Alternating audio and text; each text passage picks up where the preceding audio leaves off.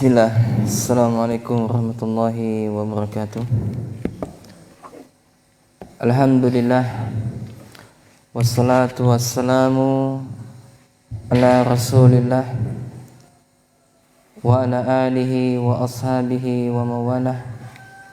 Asyhadu an la ilaha illallah wahdahu la syarikalah wa asyhadu anna Muhammadan abduhu wa rasuluh la nabiyya ba'dah.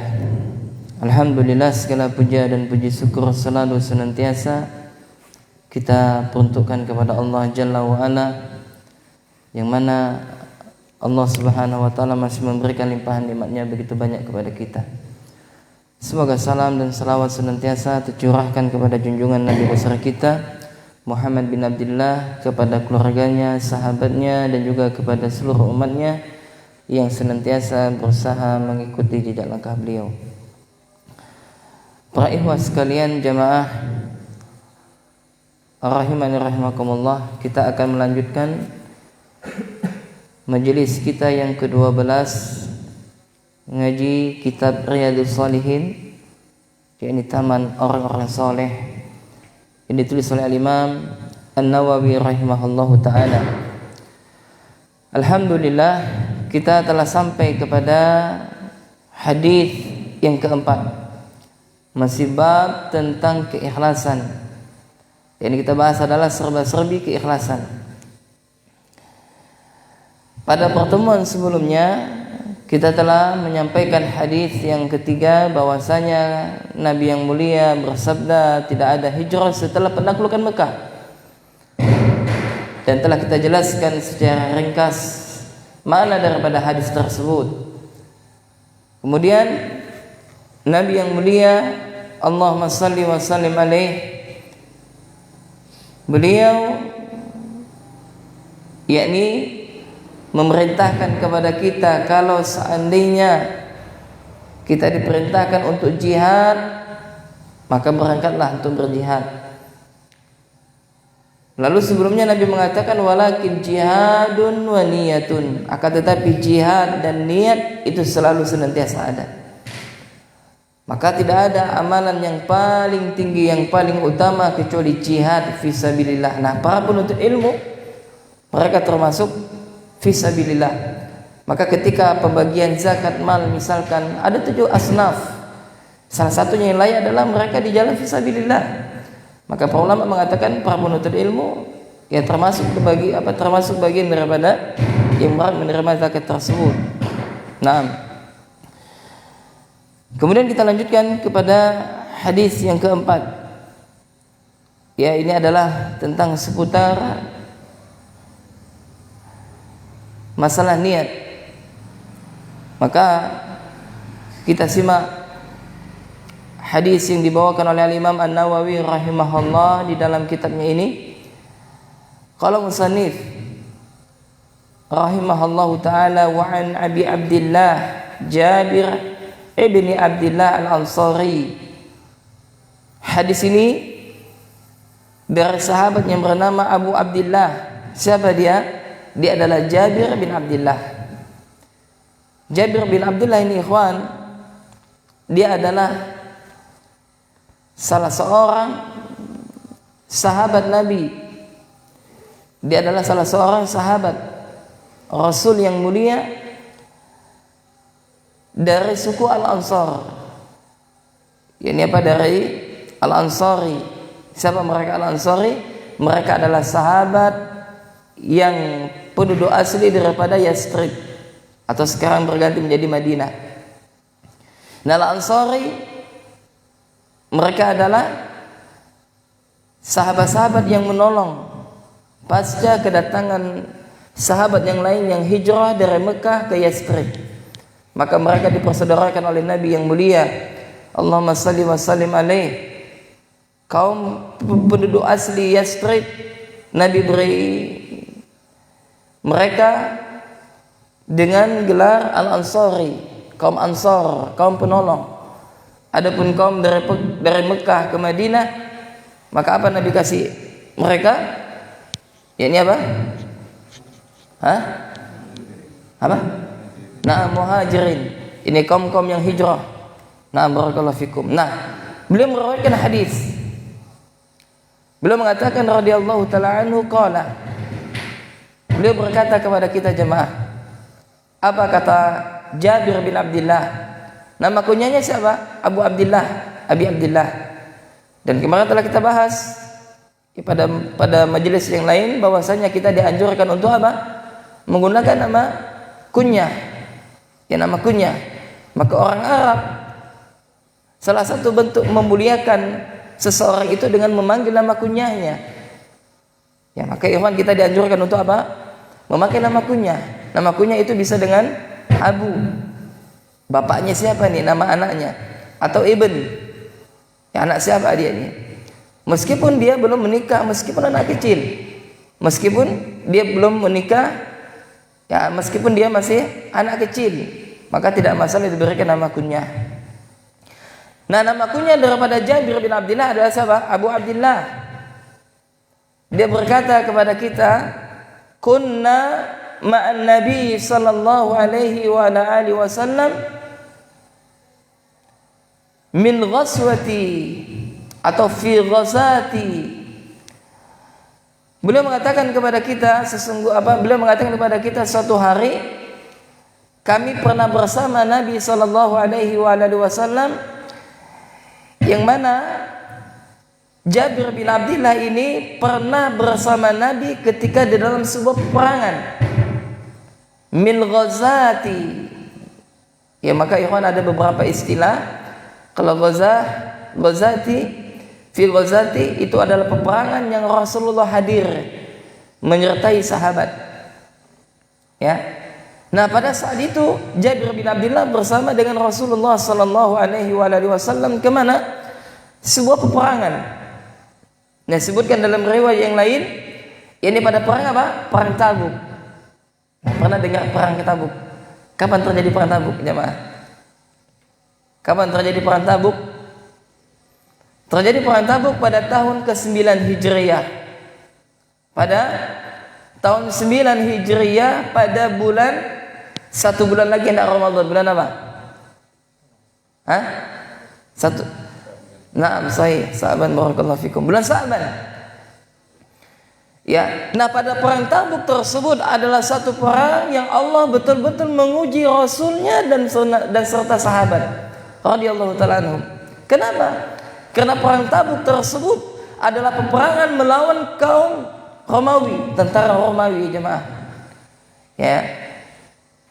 Yang mana Romawi ketika itu adalah pasukan adidaya yang besar, memiliki pasukan perang yang banyak, dan tidak hanya banyaknya jumlah, tapi apa? Memiliki perlengkapan senjata yang lengkap. Kalau kita apa? Zaman apa sampai nih takutin? Rusia kan? Ya, Rusia yang memiliki nuklir, takutin oleh negara-negara adidaya. Nah, pada zaman Rasul Romawi dan Persia ketika itu tidak ada sejarah dalam sejarah mereka Romawi dan Persia melawan bangsa Arab kecuali pada perang Mut'ah ya. Yang mana perang tersebut terjadi pada sebelum perang Tabuk. Nah, ketika perang itu mereka kalah. 3.000 pasukan melawan 20.000. Berapa perbandingan itu? 3.000 kaum muslimin melawan berapa? 20.000 pasukan, 7 kali lipat. Tapi Allah menangkan kaum muslimin. Nah, Raja Romawi ketika itu hendak balas dendam kepada siapa? Kepada kaum muslimin yang mereka malu. Kenapa? Karena kalah dalam peperangan tersebut. Tidak ada dalam sejarah Romawi yang kalah perang kecuali apa? Melawan kaum muslimin. Subhanallah. Nah, mereka hendak balas dendam. Kapan? Pada perang Tabuk tersebut. Nah, Rasulullah ya ikhwan, Rasulullah Allahumma salli wa sallim alaih. Kebiasaan Nabi kalau hendak perang itu Nabi tak menyampaikan kepada sahabat kita nanti perang ke sini, tidak. Nabi akan melawan ini, tidak. Nabi siasati kalau seandainya pertempuran di arah kalau seandainya pertempuran itu ke arah barat, maka Nabi akan berangkat dulu ke sebelah timur. Dan Nabi tak menyebutkan kepada sahabat kita akan melawan pasukan seperti ini, tidak. Kecuali pada perang Tabuk. Ketika perang Tabuk, maka Nabi sampaikan kita akan memerangi bangsa Romawi yang memiliki pasukan yang besar dan memiliki perlengkapan yang sangat hebat ya ikhwan. Maka ketika perang Tabuk tersebut pada bulan Sa'ban adalah musim-musim penceklik. Maksudnya apa? Sahabat ketika itu di dalam penceklik, dalam kesusahan, ditambah panas yang menyengat. Di satu sisi buah-buah kurma hendak berbuah. Nah, maka nanti dalam kitab masalah taubat, bab taubat, nanti ada sahabat yang tidak ikut sengaja, sahabat Ka'ab bin Malik. Ya nak, dengan 3 orang sahabat nanti akan saya sebutkan di sini pada bab tentang taubat. Dia sengaja tidak ikut perang Tabuk. Maka ketika Nabi yang mulia Allahumma salli wa sallim alaih mengumumkan kepada sahabat bahwasanya kita akan berperang melawan Raja Romawi, maka orang munafik pada takut, tak mau pergi berperang mereka. Orang munafik, ada aja alasan mereka. Mereka datangnya Rasulullah, kami tak kuat ya Rasulullah dengan fitnahnya wanita Persia katanya. Dikhawatirkan nanti kami terfitnah. Padahal memang niatnya tidak mau berangkat. Maka Nabi izinkan. Maka ada lagi mengatakan, ya Rasulullah, sungguh sekarang ini amat panas ya Rasul, kami tak sanggup untuk berjihad di jalan Allah. Maka Nabi izinkan. Kenapa? Mereka munafik. Maka ketika dalam perjalanan nanti Rasul bertanya kepada sahabat-sahabat yang lain, aina Ka'ab bin Malik? Mana Ka'ab bin Malik, kata Nabi. Maka sahabat mengatakan dia telah munafik ya Rasul. Sebagian sahabat lagi mengatakan, tahan lisanmu. Ini apa? Dia memberikan pembelaan kepada siapa? Kepada Ka'ab bin Malik. Nah, kita tidak menceritakan tentang Ka'ab bin Malik nanti pada sesi yang khusus ya tentang masalah ini. Kita akan menceritakan bagaimana menjelang peperangan ke Tabuk. Ya. Maka Nabi SAW mengatakan, Nabi yang mulia bersabda, maka pada peperangan ini kata Nabi, tidak boleh yang berangkat jihad kecuali mereka memiliki bekal yang cukup. Apa sarannya? Tidak boleh berangkat jihad kecuali apa? Memiliki bekal yang cukup. Memiliki apa? Harta. Makanya ikhwan, berjihad itu tidak hanya dengan tenaga kita, tapi apa? Dengan harta, jiwa, tenaga. Subhanallah. Maka apa balasan orang yang berjihad di jalan Allah? Surga Allah Jalla wa'ala. Maka Nabi mengatakan, pada peperangan kali ini kata Nabi, tidak boleh ada yang berangkat kecuali apa? Memiliki bekal yang cukup. Memiliki bekal yang cukup. Memiliki perlengkapan yang lengkap. Maka kata Nabi, barang siapa yang membantu peperangan ini, maka baginya surga. Mendengar itu apa? Datang Abu Bakar membawa apa? 4.000 dinar. Uangnya diserahkan semua di hadapan Nabi SAW. Lantas Nabi bertanya kepada Abu Bakar, wahai Abu Bakar, apa yang kau tinggalkan untuk istri, untuk keluargamu? Apa maksudnya? Apa kata Abu Bakar? Allah dan Rasulnya. Subhanallah. Maksudnya apa? Semua harta Abu Bakar pada perang Tabuk diinfakkan kepada Rasul, kepada Allah dan Rasulnya untuk jihad fisabilillah. Datang Umar bin Khattab menginfakkan berapa? 1.000 dinar. Datang Utsman bin Affan menginfakkan apa? 1.000 onta. Bayangkan ikhwan, 1.000 onta bersama apa? Lengkap ya ikhwan. Kemudian ditambah lagi 50 ekor onta, ditambah lagi 50 ekor onta. Jadi total Utsman bin Affan menginfakkan hartanya pada perang Tabuk itu sebanyak ontanya ya 1.100 onta. Amat dahsyat nih peperangan ini. Kemudian siapa lagi? Datang Abdurrahman bin Auf menginfakkan hartanya perak di hadapan Nabi SAW. Siapa lagi? Semua sahabat bersedekah. Satu sahabat tak bersedekah. Siapa dia? Siapa namanya? Ulbah bin Zaid, yang kita sampaikan pada kajian di Misal Al-Ikhlas kemarin, kedermawanan sang fakir. Ulbah bin Zaid adalah penduduk Al-Ansari, penduduk kota Yathrib yang miskin, tak memiliki harta. Subhanallah, semua sahabat ketika itu bersedekah sampai-sampai apa? Bersedekah dengan setengah mud mereka sedekahkan kepada Nabi. Semuanya yang mereka miliki disedekahkan kepada Nabi. Maka ketika itu apa? Kaum munafik mencela siapa? Mencela orang yang beriman ketika sedekah banyak. Wah, riak dia itu, kata mereka. Ketika bersedekah sedikit, Allah tidak menerima sedekahnya karena sedikit yang ente sedekahkan. Inilah orang munafik apa? Suka komentar. Berbuat juga tidak. Komentar jalan terus. Berbuat tapi tidak. Itulah salah satu ciri-ciri orang munafik, waliyadzubillah. Maka tidak dengan ulbah. Apa yang tidak diinfakkan tidak ada. Kenapa? Karena dia adalah pemuda yang miskin. Yang miskin. Tak memiliki harta kecuali baju yang dipakainya saat itu. Subhanallah. Ulbah bin Zaid.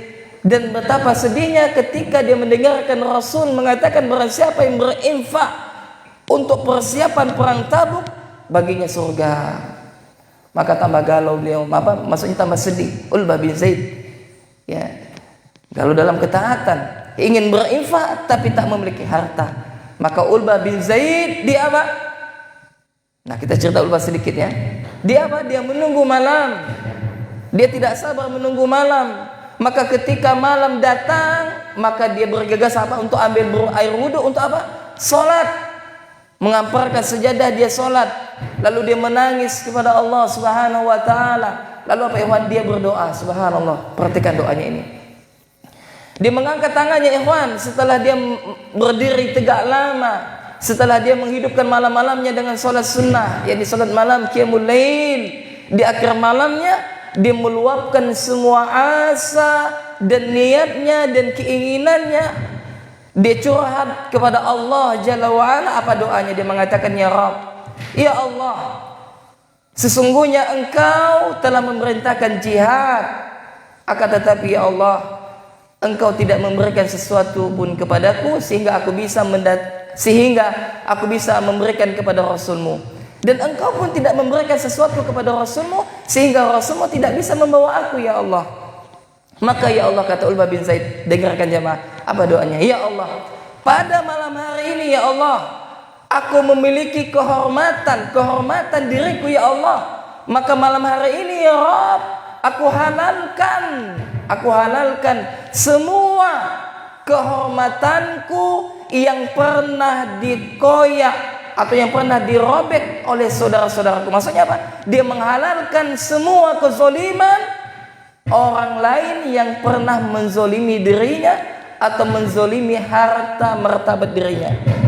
Maksudnya apa? Kalau istilah doanya adalah, ya Allah, aku halalkan ya Allah setiap orang yang pernah menzolimiku ya Allah, baik dengan perbuatan ataukah perkataan, dimaafkan semuanya.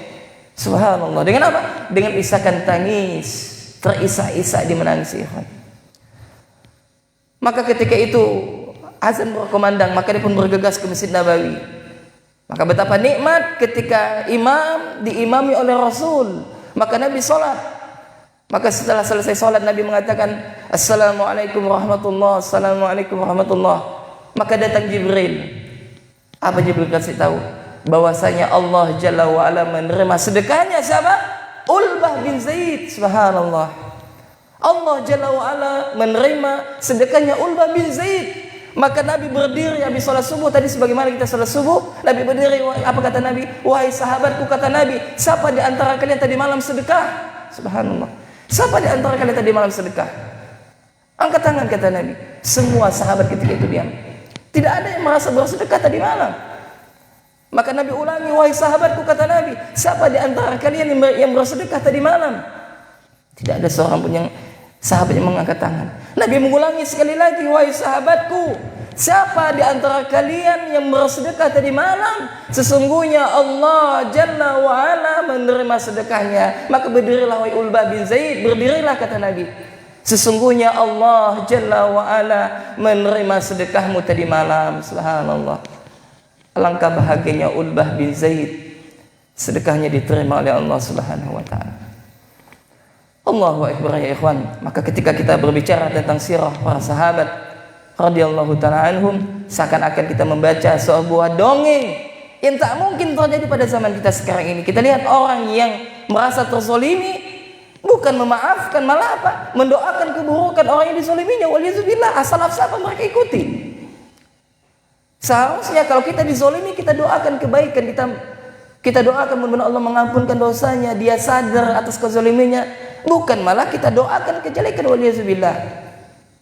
Ini adalah iktibar, pelajaran bagi kita ikhwan rahimani rahimakumullah. Nah, demikian ya, nanti kita lanjutkan insyaallah pada hadis yang keempat ini. Ya, kita akan lanjutkan tentang kisah perang Tabuk.